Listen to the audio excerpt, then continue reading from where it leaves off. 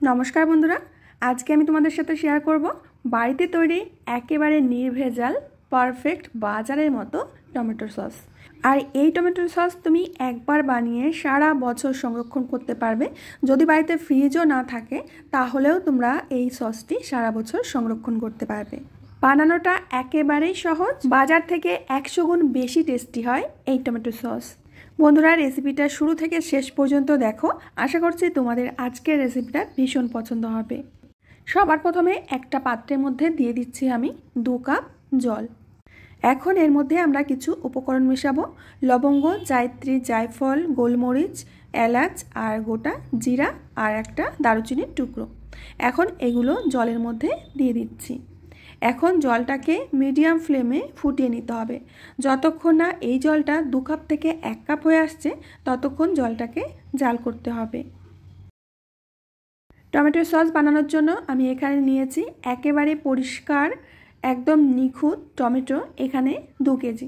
টমেটোগুলো একদম ভালো থাকতে হবে, পচা ফুটো টমেটো কিন্তু সস বানাতে নেবে না, ঠিক আছে? তো এখন টমেটোগুলো আমি কেটে নিচ্ছি। বন্ধুরা, শীতের শেষ আর গরমের শুরু, এই সময় বাজারে প্রচুর পরিমাণে টমেটো পাওয়া যাচ্ছে আর সেটা একেবারেই কম দামে। তোমরা বেশি করে টমেটো কিনে এনে সারা বছরের জন্য সস বানিয়ে সংরক্ষণ করতে পারো। বানানো তো একদম ইজি, আজকের ভিডিওটা দেখলেই বুঝতে পারবে। আর এটা ফ্রিজ না থাকলেও সারা বছর সংরক্ষণ করা যায়। বন্ধুরা, টমেটোগুলো আমার কেটে নেওয়া হয়ে গেছে। তো এদিকেও জলটা ফুটে একেবারে 2 কাপ থেকে 1 কাপ হয়ে গেছে, দেখতেই পাচ্ছ ফ্লেভারগুলো সব জলের মধ্যে চলে এসেছে। এখন একটা কড়ার মধ্যে আমি এই জলটাকে ছেঁকে দিয়ে দেব।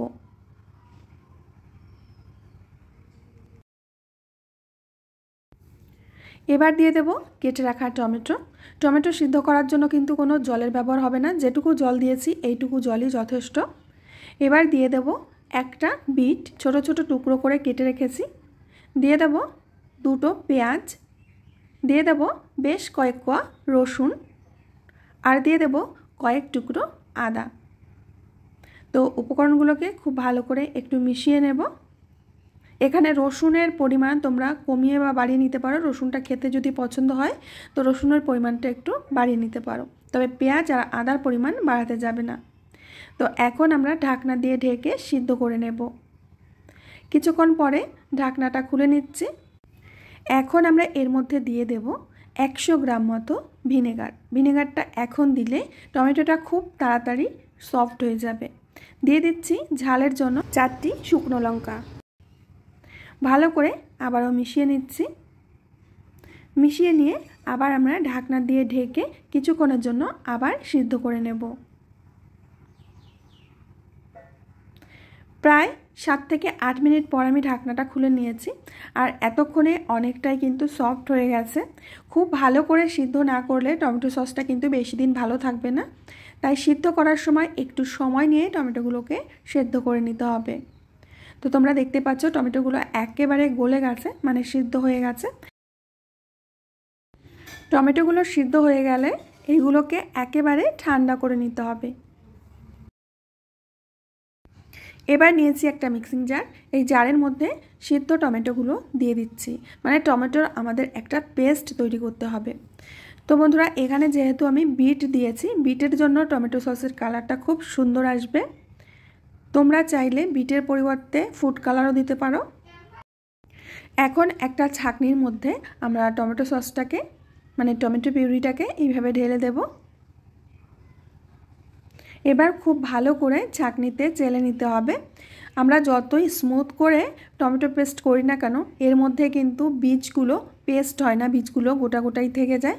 তো সেগুলো যাতে না থাকে, টমেটো সসটা একেবারে পিওর হয়, তার জন্য অবশ্যই এইভাবে টমেটো সসটাকে চেলে নিতে হবে, মানে ছেঁকে নিতে হবে।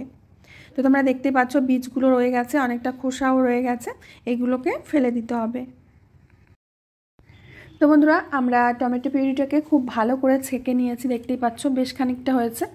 এখন যে কড়াইতে আমরা টমেটো সিদ্ধ করেছিলাম সেই কড়ার মধ্যেই দিয়ে দিলাম। এবার দিয়ে দেব পরিমাণ মতো চিনি। পরিমাণ মতো চিনি বলতে এখানে 450 গ্রাম চিনি নিয়েছি। আর দিয়ে দেব স্বাদ বুঝে লবণ। এবার চিনি আর লবণটাকে খুব ভালো করে মিশিয়ে নিতে হবে। আর গ্যাসের আঁচটাকে জ্বালিয়ে মিডিয়াম করে রাখতে হবে। অনবরত নাড়তে থাকবে। আর এখানে দিয়ে দিচ্ছি হাফ চামচ মতো বেকিং সোডা, আর দিয়ে দিচ্ছি হাফ চামচের থেকে একটু কম সাইট্রিক অ্যাসিড। এবার সমস্ত কিছুকে একসাথে মিশিয়ে জাল করে নিতে হবে। টমেটো সসটা জাল করতে একটু সময় লাগে। দিয়ে দেব 50 ml ভিনেগার। এর আগে 100 ml আমি ব্যবহার করেছি টমেটো সিদ্ধ করার সময়, এখন 50 ml দিয়ে দিলাম। টোটাল এখানে 150 ml ভিনেগার দিতে হবে 2 কিলো টমেটোর জন্য। পরিমাণগুলো একটু খেয়াল রাখবে। উপরে দেখছো যে ফেনা ভাসছে, এগুলো কিন্তু ফেলে দিতে হবে না, এগুলো ধীরে ধীরে কিন্তু মিলিয়ে যাবে। যখনই চিনি গলতে শুরু করবে আর জাল হতে শুরু করবে, দেখবে যে ধীরে ধীরে এই ফেনাটা কমে যাচ্ছে। তো আমরা প্রায় 15 মিনিট মতো জাল করে নিয়েছিলাম টমেটো সসটাকে। সসটা ঠিকঠাক হয়েছে কিনা বোঝার জন্য একটা প্লেটের মধ্যে সস দিতে হবে। এইভাবে সস দিয়ে প্লেটটাকে একটু কাত করতে হবে। যদি সস থেকে জল গড়িয়ে না আসে তাহলে বুঝতে হবে যে সসটা একেবারে পারফেক্ট, আর জাল করতে হবে না। সস আমাদের একেবারেই রেডি। এখন খুব ভালো করে ঠান্ডা করে নিয়ে কাচের বয়ামে ভরে নিতে হবে। তো এখন আমি একটা পাত্রের মধ্যে ঢেলে নিচ্ছি। টমেটো সসটা কিন্তু এখনও গরম আছে, খুব ভালো করে প্রথমে ঠান্ডা করে নেবে। ঠান্ডা হওয়ার পর আমি তোমাদের দেখিয়ে দিচ্ছি যে সসটা কতটা পরিমাণে পারফেক্ট হয়েছে। দেখলেই বুঝতে পারছো একেবারে স্মুথ, আর যেমনটা দরকার ঠিক তেমনটাই হয়েছে। এখন একটা কাচের বয়ামের মধ্যে আমি সসটাকে ভরে নিচ্ছি। অবশ্যই কাচের বয়ামে রাখবে, আর নর্মাল ফ্রিজে রাখলে সারা বছর ভালো থাকবে। আর যদি ফ্রিজ নাও থাকে তো এইভাবে ভরে রাখবে বেশ কিছুদিন, মানে বেশ কয়েক মাস ভালো থাকবে। তো বন্ধুরা, আশা করছি আজকের টমেটো সসের রেসিপিটা তোমাদের কাছে অনেক ভালো লেগেছে। ভালো লাগলে বন্ধুদের সাথে শেয়ার করবে। আমি আজ এখানেই বিদায় নেব, আবার আসবো নতুন রেসিপি নিয়ে। ততক্ষণের জন্য সবাই ভালো থেকো, সুস্থ থেকো, সকলকে সুস্থ রেখো।